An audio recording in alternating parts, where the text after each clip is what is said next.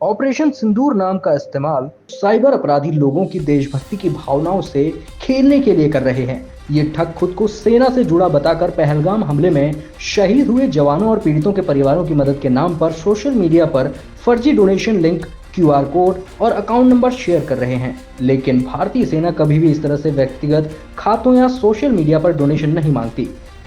इसमें जितने भी आपके दर्शक हैं उन सभी को मेरा नमस्कार। आपने बहुत अहम सवाल किया कि जैसे नए नए तरीके देखते हैं साइबर क्रिमिनल की, कैसे उन्हें भुना सकें। तो जिस क्रम में कुछ हमने ऐसे मामले देखे हैं जिसमें कुछ ऐसे क्रिमिनल होते हैं कि कुछ फर्जी बैंक अकाउंट खुलवा लेना आर्मी के नाम पे या आर्म फोर्सेस के नाम पर, और फिर वो मानवीय अपील करने की कोशिश करते हैं कि हम अपने आर्म फोर्सेस या किसी को भी सपोर्ट करने हैं तो ये बैंक खाता है, इस बैंक खाते में आप पैसा जमा कराइए। तो जागरूकता है तो मैं सभी को बताना चाहूँगा कि ऐसा कोई भी ऐसा बैंक अकाउंट जो है अभी तक कोई ऐसा ऑफिशियली गवर्नमेंट ने नहीं दिया है। और कृपया करके कोई भी ऐसे अपील या किसी भी बैंक खाते में ऐसे आप पैसे मत डालिए, अदरवाइज आपके साथ कोई ठगी हो सकती है। श्री हेमकुंड साहिब यात्रा का शुभारंभ हो चुका है। आज गुरुद्वारा गोविंद घाट से पंच प्यारों की अगुवाई में श्रद्धालुओं का पहला जत्था रवाना हुआ। जत्थे को हेमकुंड साहिब ट्रस्ट के अध्यक्ष नरेंद्र बिंद्रा, गुरुद्वारा प्रबंधक सेवा सिंह और बीकेटीसी उपाध्यक्ष ऋषि प्रसाद सती ने रवाना किया।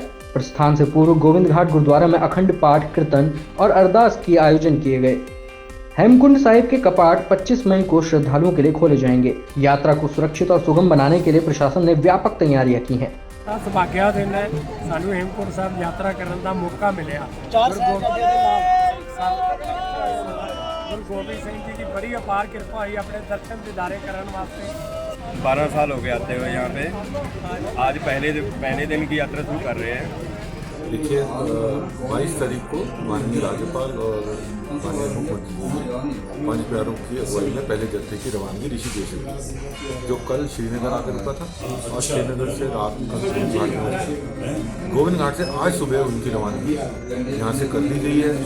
और उनके साथ ही और संगत जो है वो ऊपर पहुँच चुकी है। इस समय कोई 4,000 आदमी तो ऑलरेडी घाघरी में जा चुका है। मंगलौर कोतवाली क्षेत्र के पठानपुरा मोहल्ले में 21 मई की रात बारात से लौटते समय दो पक्षों में हुए विवाद के बाद एक युवक की चाकू मारकर हत्या कर दी गई थी, जबकि 3 अन्य गंभीर रूप से घायल हुए थे। पुलिस कप्तान परमेंद्र सिंह डोभाल ने रुड़की गंगनहर कोतवाली में घटना का खुलासा करते हुए बताया कि इस मामले में 6 लोगों के खिलाफ मुकदमा दर्ज किया गया था, जिनमें से 5 आरोपियों को गिरफ्तार कर लिया गया है। 6ठे आरोपी की तलाश जारी है। घायल युवकों को हायर सेंटर रेफर किया गया है।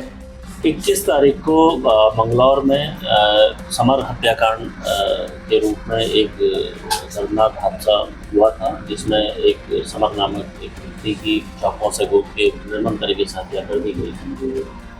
इसमें 6 लोग लगातार अभी फरार चल रहे थे जो नामजद थे, तो पुलिस ने 5 लोगों को पकड़ने में सफलता प्राप्त हुई।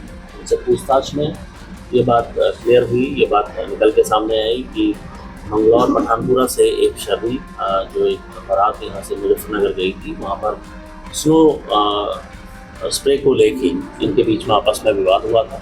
वहाँ पर कुछ लोगों के द्वारा बीच में पड़ के उस विवाद को सुलझा लिया गया था, लेकिन दोनों ही पक्ष वापसी में एक ही गाड़ी में जब वापस आ रहे थे, इनके बीच में फिर दोबारा से मनमुटाव हुआ। दोबारा से फिर आपस में इनका झगड़ा स्टार्ट हुआ, जिसमें एक पक्ष द्वारा यहाँ पर अपने यहाँ फ़ोन करके अन्य लोगों को एकत्रित किया गया और मंगलौर आते वक्त इस गाड़ी को रोक के इनके साथ मारपीट हुई। मारपीट में चाकुओं से गोदकर समर की हत्या कर दी गई।